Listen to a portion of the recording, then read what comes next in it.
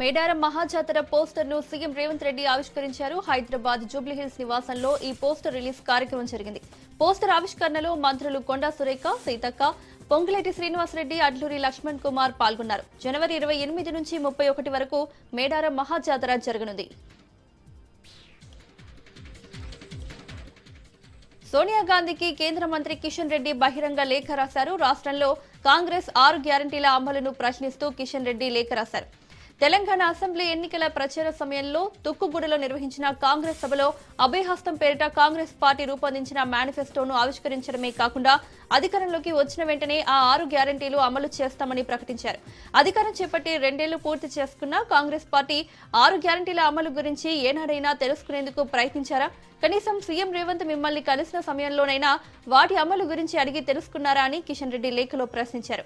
ఎన్నికల సమయంలో ఇచ్చిన హామీలు అమలు చేయకపోతే కాంగ్రెస్ పాలిట భస్మాసుర హస్తంగా మారతామని కిషన్ రెడ్డి హెచ్చరించారు.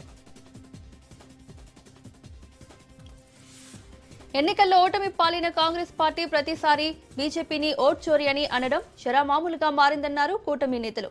తిరుపతి కేశవాయన గుంటలోని బీజేపీ కార్యాలయంలో అమిత్ షా పార్లమెంట్లో చేసిన ప్రసంగాన్ని కూటమి నేతలు తిలకించారు. బీజేపీ స్పెషల్ ఇంటెన్సివ్ రివిజన్ పేరుతో అర్హత లేని ఓట్ల తొలగింపుతో రాహుల్ పార్లమెంట్ నుండి పారిపోయారన్నారు. నిజానికి ఓట్ చోరీ పార్టీ కాంగ్రెస్ పార్టీనని ఎద్దేవా చేశారు. తిరుపతిలో నిర్వహిస్తున్న సర్ ఆపరేషన్ తో 40,000 దొంగ ఓట్లను ఎలక్షన్ కమిషన్ దృష్టికి తీసుకెళ్లి తొలగిస్తామని స్పష్టం చేశారు.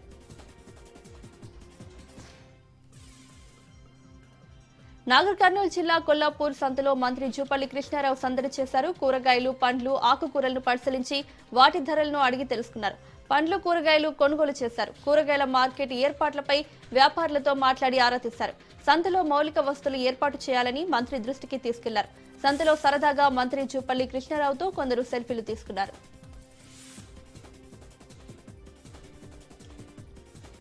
బంగ్లాదేశ్ హిందూ దీపు చంద్రదాస్ హత్య ఘటనపై శ్రీకాకుళం జిల్లా ఇచ్చర్ల ఎమ్మెల్యే ఈశ్వర్రావు ఆందోళన వ్యక్తం చేశారు.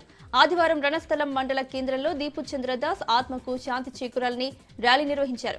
హిందువుపై ఇలాంటి దాడులు చేయడంపై తీవ్రంగా ఖండించారు. హిందువులపై దాడులు జరుగుతుంటే రాహుల్ గాంధీ, కాంగ్రెస్ వాదులు, కమ్యూనిస్టు పార్టీలు ఇప్పుడు ఎక్కడ ఉన్నాయని ప్రశ్నించారు. హిందువులపై దాడులు జరిగితే ఊరుకునే ప్రసక్తి లేదని, దేశంలో ఉన్న ప్రతి ఒక్క భారతీయుడు స్పందించాలని కోరారు. తాడేపల్లిలోని వైఎస్ఆర్సీపీ కేంద్ర కార్యాలయంలో వైఎస్ జగన్మోహన్ రెడ్డి పుట్టినరోజు వేడుకలు ఘనంగా నిర్వహించారు. జగన్ పుట్టినరోజు సందర్భంగా ఆ పార్టీ కోఆర్డినేటర్ సజ్జల రామకృష్ణారెడ్డి భారీ కేక్ కట్ చేశారు.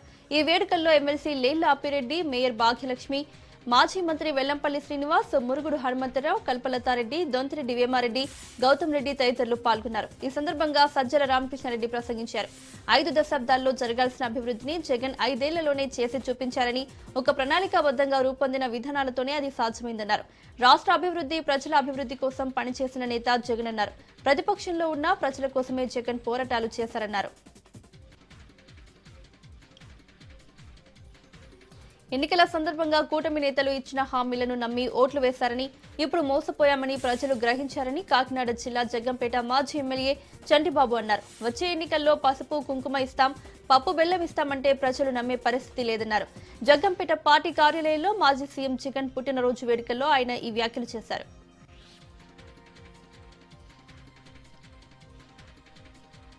ఏలూరు జిల్లా జీలుగుమిల్లి మండలం వరింకలపాడు గ్రామంలో పోలియో దినోత్సవ సందర్భంగా నిర్వహించిన కార్యక్రమంలో ఎమ్మెల్యే బాలరాజు పాల్గొన్నారు. పోలియో వంటి ప్రాణాంతక వ్యాధిని పూర్తిగా నిర్మూలించేందుకు ప్రతి తల్లి, తండ్రి బాధ్యతగా పిల్లలకు పోలియో చుక్కలు వేయించాలని సూచించారు.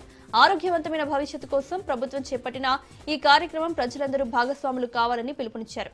రాష్ట్ర వ్యాప్తంగా రైల్వే స్టేషన్స్, బస్ స్టాండ్, అన్ని గ్రామాల్లో ఈ యొక్క కార్యక్రమం జరుగుతున్నట్లు ఆయన తెలిపారు. కాకినాడ జిల్లా రౌతులపూడిలో వైసీపీ రాష్ట్ర కార్యదర్శి వాసిరెడ్డి జమీల్ ఆధ్వర్యంలో వైఎస్ జగన్ పుట్టినరోజు వేడుకలు ఘనంగా జరిగాయి. ఈ వేడుకలకు ముఖ్య అతిథిగా ప్రతిపాడు వైసీపీ ఇన్ఛార్జ్ ముద్రగడ గిరిబాబు హాజరయ్యారు. వైసీపీ నాయకులు, అభిమానుల మధ్య ముద్రగడ, వాసిరెడ్డి కేక్ కట్ చేసి సంబరాలు చేసుకున్నారు. జగన్ పుట్టినరోజు సందర్భంగా సర్వమత ప్రార్థనలు, రక్తదాన శిబిరాన్ని ఏర్పాటు చేశారు. సికింద్రాబాద్ కంటోన్మెంట్ నియోజకవర్గానికి చెందిన 63వ జాతీయ రోలర్ రోలర్ స్కేటింగ్ ఛాంపియన్స్ ను ఎమ్మెల్యే శ్రీ గణేష్ అభినందించారు. ఇటీవల విశాఖపట్నంలో జరిగిన జాతీయ రోలర్ స్కేటింగ్ ఛాంపియన్షిప్ టోర్నమెంట్ లో పతకాలు సాధించిన విద్యార్థులను జిమ్ఖానా మైదానంలో ఎమ్మెల్యే కలిశారు. కంటోన్మెంట్ ప్రాంతానికి చెందిన విద్యార్థులు పతకాలను సాధించడం పట్ల హర్షం వ్యక్తం చేశారు. మొత్తం 38 మంది విద్యార్థులు పతకాలు సాధించారని, అందులో 19 స్వర్ణం, 10 రజతం, 9 కాంస్య పతకాలు ఉన్నాయని ఎమ్మెల్యే తెలిపారు. క్రీడాకారులు భవిష్యత్తులో మరిన్ని ఉన్నత శిఖరాలు అధిరోహించాలని ఆకాంక్షించారు. అంబేద్కర్ కోనసీమ జిల్లా పోలవరం మండలం మురమల్ల గ్రామ పంచాయతీ వద్ద పల్స్ పోలియో కార్యక్రమం నిర్వహించారు. ఈ కార్యక్రమంలో పాల్గొన్న ఎమ్మెల్యే సుబ్బరాజు చిన్నారులకు పోలియో చుక్కలు వేశారు. పోలియో వంటి ప్రాణాంతక వ్యాధులను పూర్తిగా నిర్మూలించాలంటే ప్రతి ఒక్కరూ బాధ్యతగా తమ చిన్నారులకు పోలియో చుక్కలు వేయించాలని ఎమ్మెల్యే సూచించారు. అధికారంలోకి వచ్చి ఏడాదిన్నర ముగిసినా కూటమి నేతలకు రాష్ట్రాన్ని పరిపాలించడం చేతకావడం లేదని మాజీ డిప్యూటీ సీఎం అంసద్ బాషా ధ్వజమెత్తారు. కడప నగరంలో మేయర్ పాక సురేష్ తో కలిసి జగన్ పుట్టినరోజు వేడుకల్లో పాల్గొన్నారు. జగన్ జన్మదినం సందర్భంగా కేక్ కట్ చేసి సంబరాలు చేసుకున్నారు. ముఖ్యమంత్రిగా జగన్ పాలన దేశానికి మోడల్ గా నిలిచిందన్నారు. అధికారం చేజెక్కించుకున్నాక పవన్ కళ్యాణ్ ఎక్కడికెళ్లారని, సుగాలి ప్రీతి అంశాన్ని గాలికి వదిలేశారని విమర్శించారు. చంద్రబాబు చేతకాని పాలనలో రైతులు తీవ్ర ఇబ్బందులు పడుతున్నారన్నారు. మన్యం జిల్లా చిన్నమేరంగిలో మాజీ ఉప ముఖ్యమంత్రి పుష్పశ్రీవాణి, జిల్లా అధ్యక్షులు శత్రుచర్ల పరీక్షిత్ రాజు ఆధ్వర్యంలో వైఎస్ జగన్ జన్మదిన వేడుకలు ఘనంగా జరిగాయి. ఈ సందర్భంగా కేక్ కట్ చేసి జగన్ కు శుభాకాంక్షలు తెలిపారు. జగన్ పుట్టినరోజు సందర్భంగా గ్రామంలోని పేద మహిళలకు చీరలు పంపిణీ చేశారు శ్రీవాణి దంపతులు.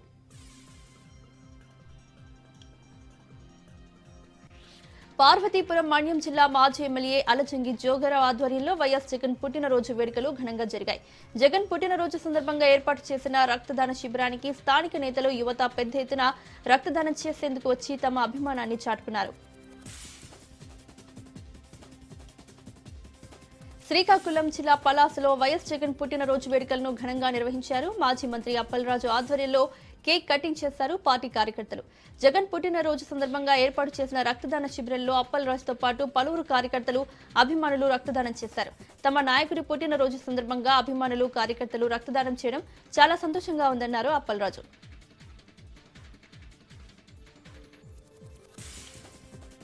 నంద్యాలలో అభిమాన నేత వైఎస్ జగన్మోహన్ రెడ్డి జన్మదిన వేడుకలను అంగరంగ వైభవంగా నిర్వహించారు. జగన్ పుట్టినరోజు సందర్భంగా పలు సేవా కార్యక్రమాలు నిర్వహించారు వైసీపీ నేతలు. రక్తదానం, నేత్రదానం మరియు పేదలకు అన్నదానం, వస్త్రదానాలు చేసి అభిమానాన్ని చాటుకున్నారు. రక్తదాన శిబిరంలో మాజీ ఎమ్మెల్యే శిల్పారవి, పార్టీ కార్యకర్తలు తదితరులు రక్తదానం చేశారు. మాజీ సీఎం జగన్ జన్మదిన వేడుకలు నెల్లూరు నగరంలో ఘనంగా జరిగాయి. ఎమ్మెల్సీ పర్వతిరెడ్డి చంద్రశేఖర్ రెడ్డి ఆధ్వర్యంలో కేక్ కట్ చేసి యువత రక్తదానం చేశారు. డిసెంబర్ 21 ప్రతి వైఎస్ఆర్ అభిమానికి పండుగ రోజు అని, సంవత్సరంలో ఈ రోజు కోసం ఎదురు చూస్తుంటామన్నారు చంద్రశేఖర్. సుమారు 200 మంది యువత రక్తదాన శిబిరంలో పాల్గొన్నారని తెలిపారు. కేంద్ర ప్రభుత్వం దేశాన్ని విచ్ఛిన్నం చేసే కుట్ర చేస్తోందన్నారు జనగామ జిల్లా డీసీసీ అధ్యక్షురాలు లఖావత్ ధన్వంతి అన్నారు. మహాత్మా గాంధీ జాతీయ ఉపాధి హామీ పథకం పేరు మార్పును నిరసిస్తూ కాంగ్రెస్ నాయకులతో నిరసన చేపట్టారు. ఈ సందర్భంగా సిద్దిపేట రోడ్లోని గాంధీ విగ్రహానికి పూలమాల వేసి నివాళులర్పించారు. దేశం కోసం త్యాగం చేసిన మహనీయులను దేశ ప్రజలకు దూరం చేయాలని కేంద్రం చూస్తోందని ఆమె ఆరోపించారు. అభివృద్ధి చేయకుండా పథకాల పేరు మారుస్తూ కేంద్రం పబ్బం గడుపుతుందన్నారు. 2029 ఎన్నికల్లో మోదీ ప్రభుత్వాన్ని గద్దె దింపుతామన్నారు.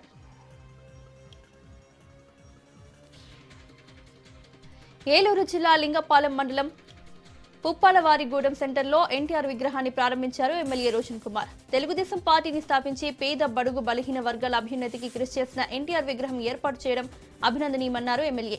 అన్న ఎన్టీఆర్ బాటలోనే సీఎం చంద్రబాబు కూటమి ప్రభుత్వం నడుస్తూ రాష్ట్ర అభివృద్ధికి కృషి చేస్తుందన్నారు. ఏలూరు జిల్లా ద్వారకా తిరుమలలో చిన్న వెంకన్న స్వామి వారి గ్రామోత్సవ దారిలో విచ్చలవిడిగా మాంసం దుకాణాల్లో విక్రయాలు జరుగుతున్నాయి. బస్టాండ్ సమీపంలో స్వామివారి ఊరేగింపు వచ్చే మార్గంలో ప్రతిరోజు మాంసం విక్రయాలు చేస్తుంటారు. స్వామివారి ఊరేగింపు వస్తున్న సమయంలో కేవలం 5-10 నిమిషాలు మాత్రమే తాత్కాలిక బరాకాలు ఏర్పాటు చేసి దుకాణాలు మూసివేస్తారు. ఊరేగింపు వెళ్లిపోగానే యథావిధిగా మాంసం విక్రయాలు జరుగుతున్నాయి. అయితే స్వామివారి గ్రామోత్సవ వీధుల్లో మాంసం దుకాణాలు తీసివేయాలని స్థానికులు ఎప్పటి నుంచో డిమాండ్ వినిపిస్తోంది. దీనిపై అధికారులకు విన్నవించినా ఎలాంటి చర్యలు తీసుకోకపోవడంతో భక్తులు ఆగ్రహం వ్యక్తం చేస్తున్నారు. మంచిర్యాల జిల్లా చెన్నూరు పట్టణంలో కూరగాయల వ్యాపారులు ఆందోళనకు దిగారు. పట్టణంలో ఇటీవలే నూతనంగా ప్రారంభించిన ఇంటిగ్రేటెడ్ వెజ్ నాన్ వెజ్ మార్కెట్లో వ్యాపారం కొనసాగించాలని కూరగాయల వ్యాపారులకు మున్సిపల్ కమిషనర్ అల్టిమేటం జారీ చేశారు. కనీస సదుపాయాలు లేని ఇంటిగ్రేటెడ్ మార్కెట్ వద్దకు తాము వెళ్లలేమని మున్సిపల్ కమిషనర్తో వాగ్వాదానికి దిగారు వ్యాపారులు. కనీస మౌలిక సదుపాయాలు కల్పించిన తర్వాతనే ఇంటిగ్రేటెడ్ మార్కెట్ వద్దకు వెళ్తామని తేల్చి చెప్పడంతో మున్సిపల్ కమిషనర్ అక్కడి నుంచి వెనుదిరిగారు. నిర్మల్ జిల్లా భయంసాలో మున్సిపల్ కార్మికుల సమ్మెతో పట్టణంలోని వీధులన్నీ అధ్వానంగా మారాయి. నిత్యం ఎక్కువ చెత్త ఉండే బస్టాండ్, కూరగాయల మార్కెట్, కమల థియేటర్ తదితర ప్రాంతాల్లో ఎక్కడి చెత్త అక్కడే నిలిచిపోయింది. దీంతో ప్రయాణికులు, స్థానికులు తీవ్ర ఇబ్బందులు పడుతున్నారు. ఇదిలా ఉంటే తమకు జీతాలు పెంచాలని పారిశుద్ధ్య కార్మికులు గత 3 రోజులుగా సమ్మె చేస్తున్నారు. తమకు న్యాయం జరిగే వరకు తమ నిరసన విరమించే ప్రసక్తే లేదని కార్మికులు తేల్చి చెప్పారు.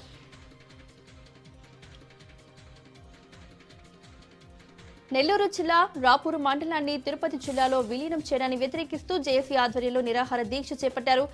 రాపూరు మండలాన్ని తిరుపతి జిల్లాలో కలపడం వల్ల త్రాగునీటి, సాగునీటి, రెవెన్యూ సమస్యలు తీవ్రమవుతాయని, రవాణా సౌకర్యాల పరంగా కూడా ప్రజలు అనేక ఇబ్బందులు ఎదుర్కోవాల్సి వస్తుందని జేఏసీ నాయకులు ఆందోళన వ్యక్తం చేశారు. ప్రభుత్వం వెంటనే ప్రజల సమస్యలను అర్థం చేసుకుని రాపూరు మండలాన్ని నెల్లూరు జిల్లాలోనే కొనసాగించాలని వారు డిమాండ్ చేశారు. భద్రాద్రి కొత్తగూడెం జిల్లా అశ్వారావుపేట మున్సిపాలిటీలోని పల్లె ప్రకృతి వనం మందుబావులకు అడ్డాగా మారింది. గతంలో గ్రామ పంచాయతీగా ఉన్నప్పుడు ఆహ్లాదకరంగా అందంగా ఉన్న పల్లె ప్రకృతి వనం ఇప్పుడు డంపింగ్ యార్డ్లా మారిపోయింది. పార్కులో ఎటు చూసినా బీరు బాటిళ్లు, మందు సీసాలు, కన్నం ప్యాకెట్లు కనిపిస్తుండటంతో స్థానికులు పార్కులోకి వెళ్లేందుకు అసహించుకుంటున్నారు. కేసీఆర్ ప్రభుత్వం కోట్లు ఖర్చు పెట్టి పార్కును అభివృద్ధి చేస్తే రేవంత్ సర్కార్ కనీసం చెట్లకు నీళ్లు కూడా పోయకుండా డంపింగ్ యార్డుగా చేసినందుకు స్థానికులు ఆగ్రహం వ్యక్తం చేస్తున్నారు.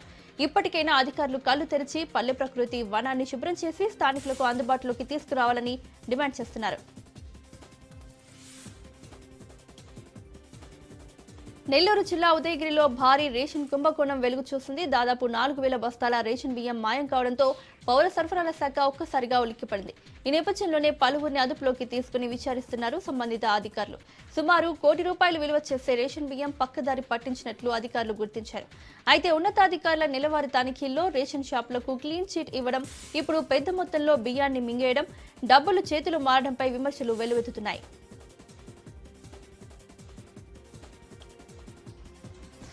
మంచిర్యాల జిల్లా చెన్నూరు పట్టణంలో పలు మటన్ షాపులపై మున్సిపల్, వెటర్నరీ అధికారులు ఆకస్మిక దాడులు నిర్వహించారు.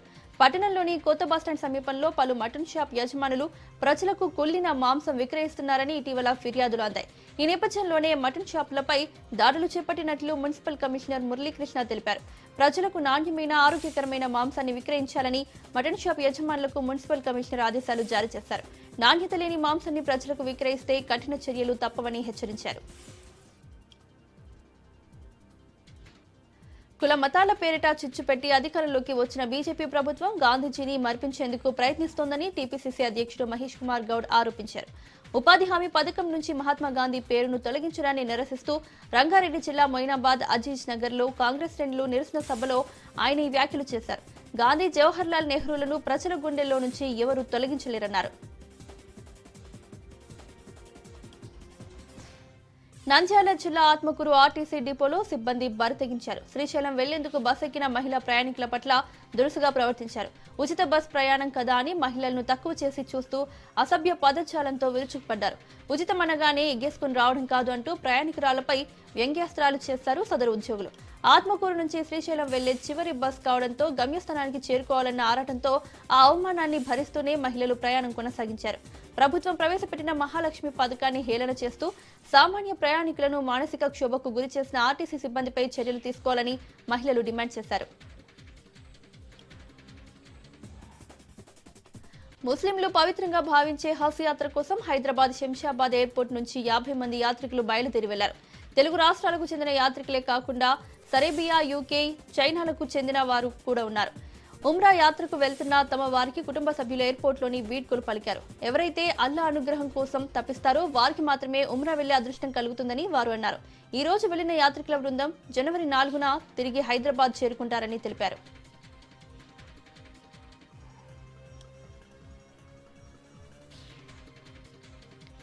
బంగారం షాప్ లో నగలు కొనుగోలు చేసేందుకు వచ్చిన కొందరు మహిళలు ఆ దుకాణం నిర్వాహకుల కళ్లు కప్పి నగలు కొట్టేశారు. ములుగు జిల్లా వెంకటాపురం మండలంలోని జై గణేష్ బంగారం షాప్ లో ఈ ఘటన చోటు చేసుకుంది.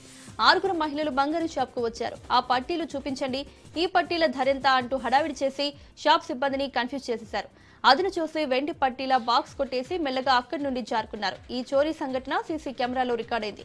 దాదాపు 1,50,000 విలువ చేసే పట్టీలను కిలాడి లేడీలు చోరీ చేశారు. షాప్ యజమాని ఫిర్యాదు మేరకు కేసు నమోదు చేసుకున్న పోలీసులు కిలాడి లేడీల కోసం గాలింపు చర్యలు చేపట్టారు. కృష్ణా జిల్లా మోపిదేవి శ్రీవల్లి దేవసేన సమేత సుబ్రహ్మణ్యేశ్వర స్వామి వారి నూతన టేకు రథం నిర్మాణ పనులను ఎమ్మెల్యే బుద్ధ ప్రసాద్ ప్రారంభించారు. ఈ సందర్భంగా ఆలయంలో ప్రత్యేక పూజలు నిర్వహించారు. ఎమ్మెల్యే దాత అట్లూరి నారాయణరావు సహకారంతో టేకు రథం నిర్మాణ పనులు జరగనున్నాయి. ఈ పూజా కార్యక్రమంలో ఆలయ అధికారులు తదితరులు పాల్గొన్నారు.